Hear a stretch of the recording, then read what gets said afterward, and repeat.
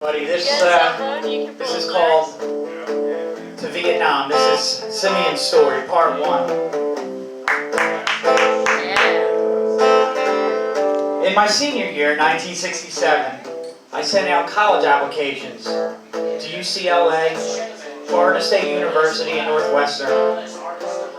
Pretty much every school that wasn't in my hometown of Plattsburgh in upstate New York. I know this will sound as a big surprise to you, but I was a guitar player, had long hair, smoked pot, hitchhiked to concerts in the summer. I had a friend, Teresa, a girl I grew up with. We never went steady. See, that's what you considered couples back then when they were together. Anyway, her and her boyfriend broke up, and I wasn't attached to anybody, so we went to our senior prom together. I just got back from getting a tux when something came in the mail that would change the course of my future. The card bared my name, along with a line of numbers. Numbers I don't remember, nor do I know what they meant. I could care less what the numbers were or their meaning. They told me I was going to Vietnam. My father fought in World War II, and my grandfather fought in the First World War. My birthright was to go to Vietnam. When my father saw the draft card, he laughed and said, "Now it's time to cut all that hippie hair and make a man out of you." I heard nightmares about Vietnam. Men coming home with no arms, no legs, burnt skin. Footage on the TV showed explosions and shooting helicopters. I wanted to study music, be a musician like Eric Clapton, not shoot people. I wanted a golden record, not a Purple Heart. I was stuck. Every college application came back as a rejection notice, and burning my draft card meant going to jail and disgracing my family line. But it's like Bob Dylan said, your sons and your daughters are beyond your command. Your old road is rapidly aging. Please get out of the new one if you can't lend your hand, for the times, they are changing. As the months passed, April, May, June, it was a countdown to my expiration. At prom, I was a mummy. Zombies weren't popular yet. During the slow dance, Teresa slugged me in the shoulder. "You know, you're being a real creep," she said. "Here I am, all pretty, and you're thinking about what hasn't even happened yet." I broke down and cried right there in the middle of the dance floor. She escorted me off the floor. Yeah, I felt like a wimp, but that's the last time I recall showing any real emotion. We sat in the bleachers. A couple people saw us, luckily not enough to make a scene. Teresa held me in her arms, assured me everything would be alright, and although she pulled me out of the despair I felt, I knew they were just words. They held weight and possibility in that gym, but the truth of the matter is, my future is not in that gym. Teresa had a plan after graduation. We'd leave town, her with her books, me with my guitar. We'd go out to California and join the scene out there. At the time, it sounded like God spoke through her. But when I got home and my head hit the pillow, reality struck like a hammer. I was going to Vietnam. Late graduation night, I woke up from a nightmare where my father and my grandfather, both in their 20s, both dressed in military uniforms, piled dirt on top of me while I begged for them to stop. All I got in return was a mouthful of dirt.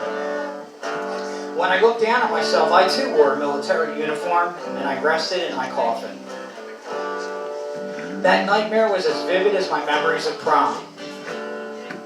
For a week after that, I got little sleep and spent hours of those sleepless nights holding my draft card over a dancing flame.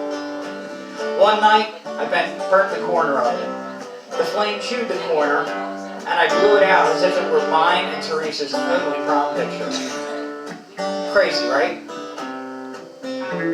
So one night I came home from John McCormick's graduation party very drunk and very stoned, and there was a roaring fire in the backyard. I ran back to check it out, and in front of the fire stood the stocky silhouette of my dad. I immediately saw the fire gnawing at John Paul, George, and Ringo on the Meet the Beatles album cover, along with the rest of my record collection. Before my eyes, my whole record collection, the Stones, the Beach Boys, Trogs, all up in smoke like some musical sacrifice to the gods. He held up my Loving Spoonful album and he said, "If you can listen to this shit, you can fire a rifle." I ran into the house because if I stayed out there, I was going to push him into that fire. By that August, I went to Fort Benning for boot camp. In those 6 weeks, they brainwashed me into thinking that communism was a virus that infected the world and how America was going to eradicate that virus. "You're doing God's will," the drill sergeant said once. God's will. How the hell did he know what God wanted? I knew it was all just propaganda, but if you hear it enough times, you believe it's true. I ended up in Hawaii. Hawaii was a different planet. None of the people spoke English, and if they did, they spoke in fragments.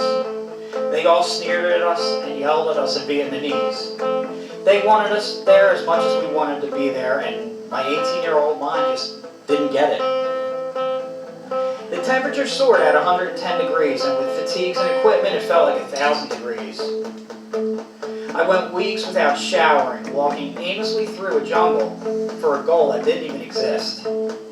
Hell, looking back on it, I wouldn't be surprised if we walked circles in a mile radius of that jungle. 6 months prior, I sat in a classroom learning about transversals, stressing over college applications, female attention, jam sessions, and auditions. If the future me walked into that classroom, a buzz cut under a green helmet, a bundled knapsack slung over my shoulder, and an M16 rifle cradled in my arms, I think I dropped a bad tab of acid. Yet there I was, sweaty, dirty, fatigued. An 18-year-old American kid in line with others, all because we swallowed the political bullshit of preserving that American dream. I felt like I died and went to hell. And Teresa, prom, my days at Central Hill High School, the countless afternoons I practiced chord changes and minor scales. They were all dreams, a past life. We camped about 13 clicks outside Trabant, and in war, you do anything to pass the time. I wrote letters to Teresa knowing full well that she'd never get them. I had no idea what her address was. When I wasn't writing letters, I wrote haikus, and I made origami out of tropical leaves. Once I got a slight case of poison ivy on my fingertips. Believe it or not, it was the best thing that happened to me in Vietnam. "Yo, Edward, you kill anyone yet?" One of my platoon mates snickered through the darkness. It was most likely Gonzalez from Sacramento. Johnny Brock spoke with a Texas accent, being from Lubbock, and our platoon leader, McGuire, hailed from New York City. They knew damn well I never killed anyone, nor intended to. They razzed me and knew that I could give two shits. That's why they did it. Because they could. The next day we passed through Trabant. No enemy forces, but like I said, a soldier will do anything to pass the time. And these guys had a lot of anger to dispense, and I just couldn't relate to that. If it were up to me, we'd pass through the village with a waving and a how do you do. Wasn't up to me though. These guys pushed women, flipped tables, kicked animals. I just hung back. I went into the forest, but the truth was, I needed off that scene. I sat on a tree trunk sinking and distraught from the drama. Their cackles and screams echoed over the tree line. And for all I knew, they were raping some old Vietnamese lady. Their heckling voices got louder, and leaves and branches cracked under their boots. I turned around and they stood there, shoulder to shoulder to each other, like they were going to beat the shit out of me. Compared to what happened, I wish they had.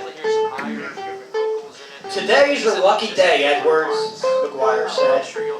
You're about to achieve your first kill. They separated and Gonzalez dragged a goat or a lamb. I couldn't tell. Whatever it was white and hairless with bony legs that gave out from under its own weight. When it caught balance, Gonzalez kicked it in the rear, causing it to go head first into the ground. McGuire pulled out his .22. Kill it. That's an order. I stared at him. If I could shoot lightning out of my eyes, I would have shocked them. McGuire yanked it by the ear like a mother disciplining her child. One bullet, right here. He thumped its head with his .22. That's it. Done. Simplest mission in Vietnam. I glimpsed at the creature. Its beady eyes, slit of a mouth, and for some reason I saw my childhood dog, Pineapple. Why? Well, I guess it's because you replace sights and sounds of things you don't understand with sights and sounds of home. I didn't want to look at that thing. I didn't want to look at anything. In my head I played a montage of Beatles songs, but the thought cut out like one of those dickheads pulled the plug. We ain't got all day, asshole, Brock yelled. Get it over with, Dwyer said. Did you get your drink? I stared him down. Anger exploded in his eyes, and his lips curled downwards, exposing his gritting teeth. He flipped the gun and pointed it to my head. He cocked the hammer back, and I honestly thought, good, pull the trigger. Turn out the lights.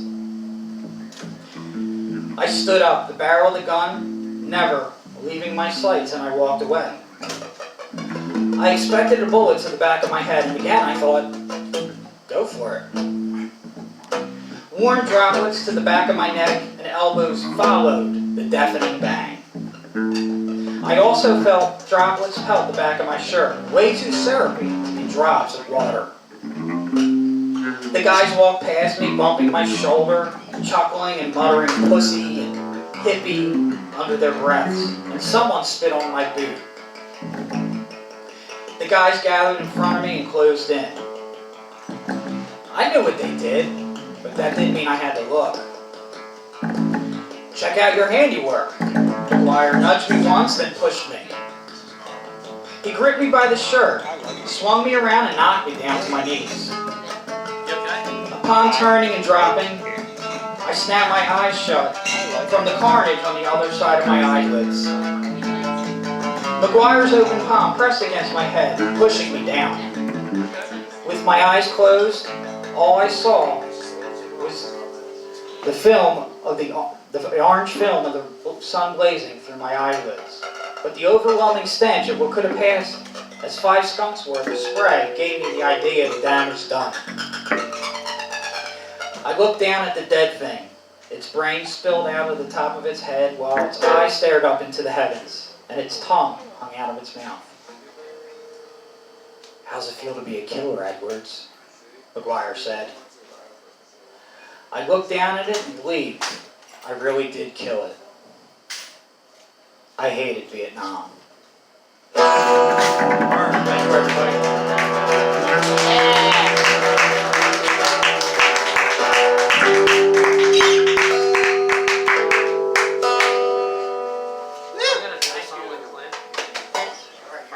Ill Garvey Thomas. Comics